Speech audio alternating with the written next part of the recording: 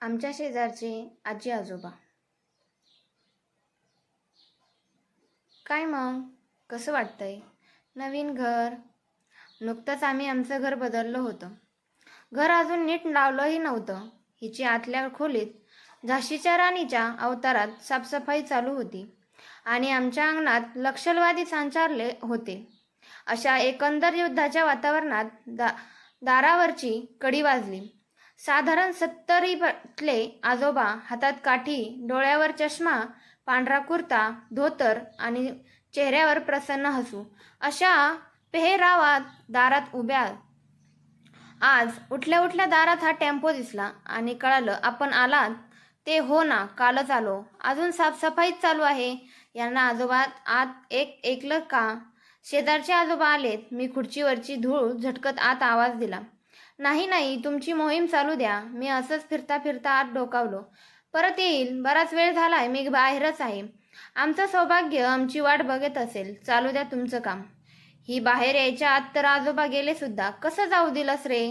निदान चहा तरी टाकला असताना. पहिल्यांदा आले होते ना ते. अगं हो, मी काही बोलायच्या आत तर ते गेले सुद्धा, पण परत येतो म्हणालेत. आणि आता शेजारी नाहीत ना, येणं जाणं होईलच की. तुझं ना अवघड आहे. म्हणून ती आत गेली. उठा उठा हो सकळीक, वाचे स्मरावे गजमुख. हे नेहमी सकाळ प्रसन्न करणारं गाणं होतं. म्हणतंय हे बघायला मी बाहेर आलो तर तो आवाज येत होता. आजोबांच्याच घरातून. आजोबांचाच आवाज इतका चांगला असेल. दारात प्राजक्त सदैव फुललेला. अंगणात दररोज नवनवीन रससाधी रेख. इकडे ना तिकडे नाही. एकदा आजींना भेटावं हवं ही मीच तर ही भेटून द्यायला हवी असा विचार करत असताना आतून आवाज आला. ऑफिसला उशीर होत नाहीये का? पण दोनदा उकळून थंड झालाय आज. पोरासोराचं जायचंय वाटतं. अरे बाप रे, भलताच उशीर झालाय आज. परत बसच्या शिवाय आज. पण आजींना भेटायलाच हवं. आज ऑफिसला सुट्टी होती म्हणून जरा उशिरा उठलो. बाहेर आलो तर आजोबा दारात उभे. काय आजोबा, वाट बघताय वाटतंय कोणाची? अरे हो रे, देवळात आज जाऊन हिला बराच वेळ झालाय, अजून नाही आली म्हणून जरा बोलत बसल्या. असतील कोणाशी तरी. येतील एवढ्यातच. आज जरा आवरून वगैरे निवांत बोलू असा विचार करून मी आत गेलो. फ्रेश होऊन आजोबांच्या घरी गेलो तर आजोबा पिशवी घेऊन बाजारात निघायच्या तयारीत. काय आजोबा, बाहेर निघालात वाटतंय? हो रे, भाजी आणायला निघालोय. सौभाग्य आत्ताच आलंय. आज फरमाईश आलीये. वा ग, तेही भरलेलं. क्या बात है.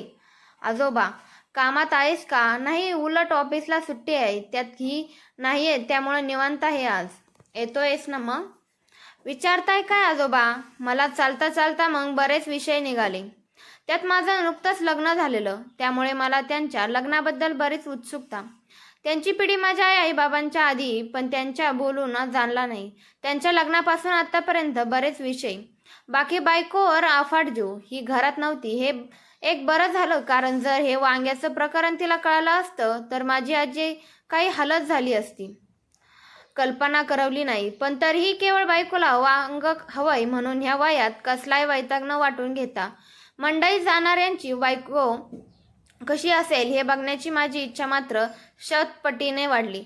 आजोबांसोबत घराकडे परतत असताना कट्ट्यावरचे काही जण आजोबांकडे पाहून हसताना दिसले. ते मला जर खटकलं. आजोबांच्या घरी सोडून माझ्या घरी जाणार तेवढ्या त्याच्यापैकी एकानं मला हाक मारली. नवीन दिसताय. हो, 8-10 दिवसच झालेत. तरीच काय तरीच. त्या वेड्याबरोबर होताय. कोणाबरोबर? त्या वेड्यासोबत. अहो, त्या म्हाताऱ्यांसोबत. उगा मूर्खांसारखं बडबडू नका. अहो, खरंच त्यांच्या डोक्यावर परिणाम झालाय. उगाच यांच्या नादाला लागताय. काही अर्थ नाही म्हणून मी निघणार. एवढ्यात आत्ता तुम्ही कुठे गेला होतात? सांगा ना, कुठे गेला होतात? भाजी आणायला ना. हो, पण तुम्हाला काय करायचंय त्याच्याशी? माझं टाळकं आता खरंच फिरू लागलं होतं. त्यांच्या बायकोसाठीच आणायला गेला होतात ना. आता मात्र अतिच झालं. मी निघालो, पण बायको तर असायला हवी ना भाजी आणायला. माझी पावलं जिथल्या तिथे थांबली. काय बोलतात? समजतंय का? अहो, खरंच त्यांची बायको गचकून केव्हाच झालंय, पण त्यांना वाटतंय ती आहेच अजून.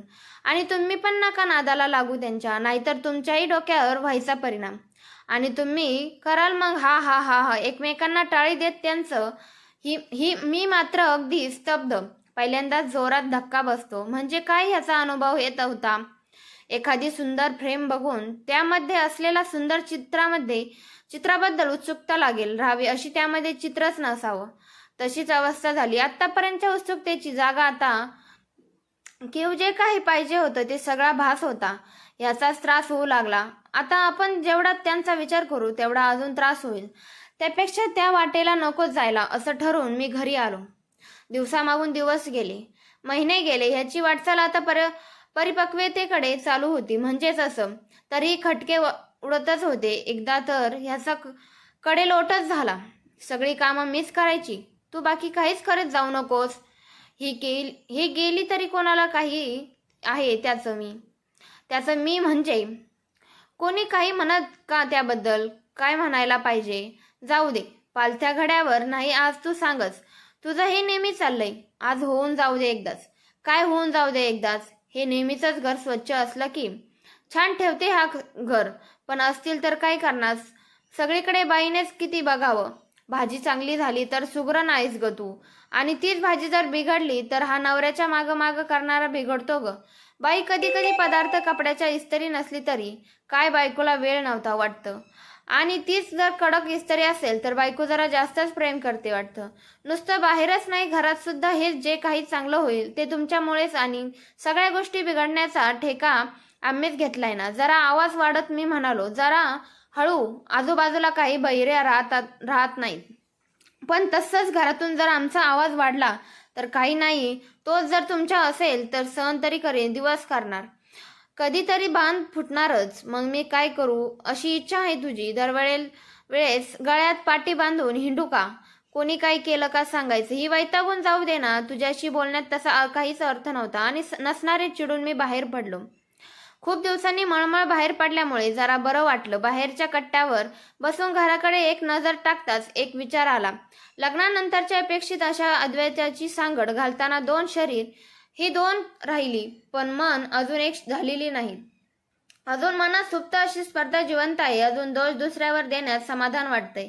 तसा विचार करता तिची काय चूक होती ह्या सगळ्यात?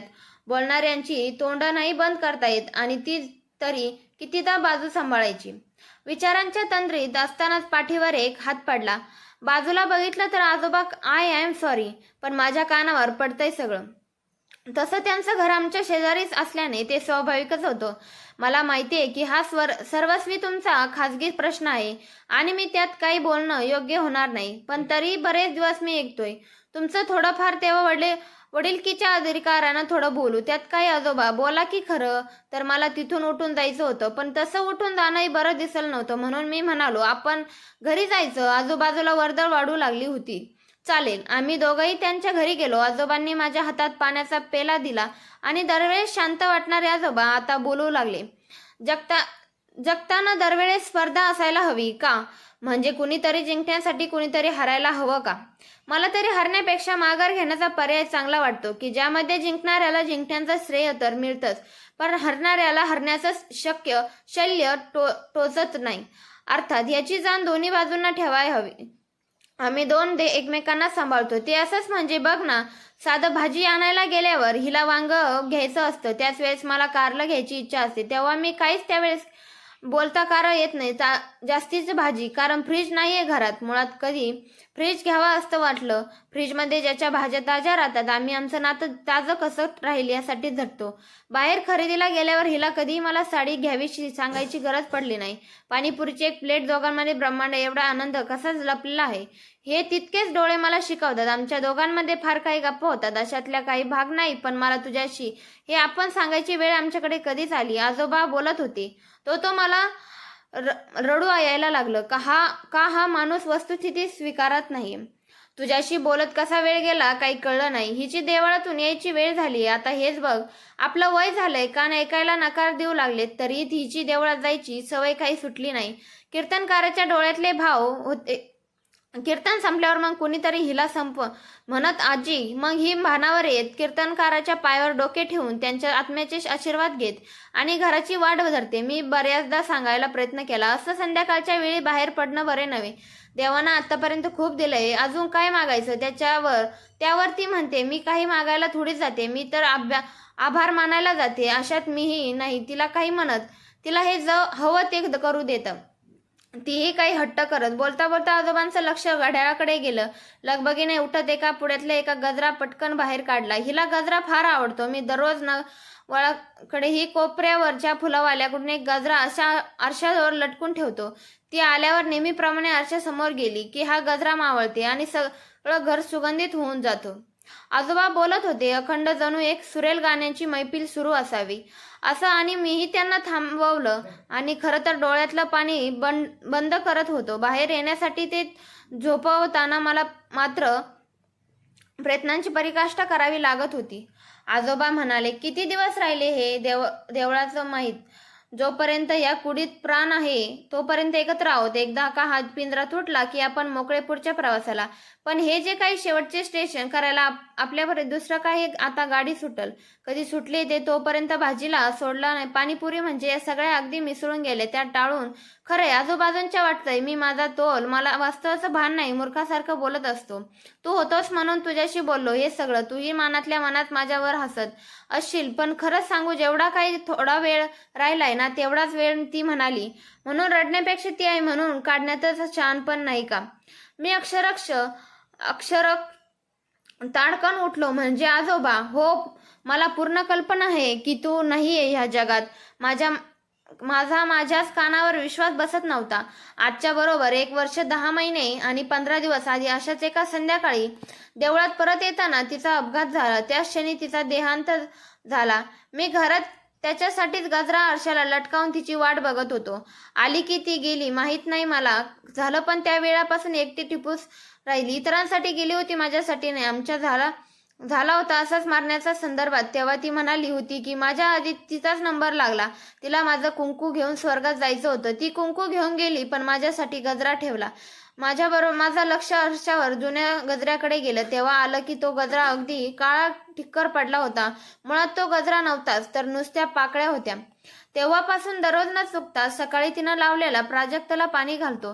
तिच्याच आवडीच्या भाजी घेतो. प्रत्येक सणाला तिच्या नावाने देवासमोर आभार सुद्धा मानतो. आणि दररोज संध्याकाळी गजरा आणतोस. आणि तुमची मुलं वगैरे नाही, आम्हाला एकही मूल नाही, आमची मागे ठेवा असं वरच्यांना वाटलं नसावं, पण हिनं केली नाही. मला ही तशी संधी दिली नाही. अहो राहू द्या, आता वाटतोय ह्याची ती माझी वाट बघत असेल. जरा खोकल्याची उबळ आली म्हणून आजोबा आत गेले. पाणी पिऊन झाल्यावर आतून मला आवाज दिला, किती चमचे, 1 दीड 2 एकच. माझी नजर त्या खोलीतल्या आजींच्या त्याच होती. बघितलंस ना, खरंच झाला ना आधी केले ते ह्यांच्यासारखं वागणं. सारं जग त्या माणसाला वेडा म्हणून हेटाळतं. म्हणून माणूस खरा वेडाच होतो. कारण कोणावर जर एवढं प्रेम शहाण्या माणसानं काम केलं नाही, त्यासाठी माणूस हवा, त्यासाठी वेडाच माणूस हवा.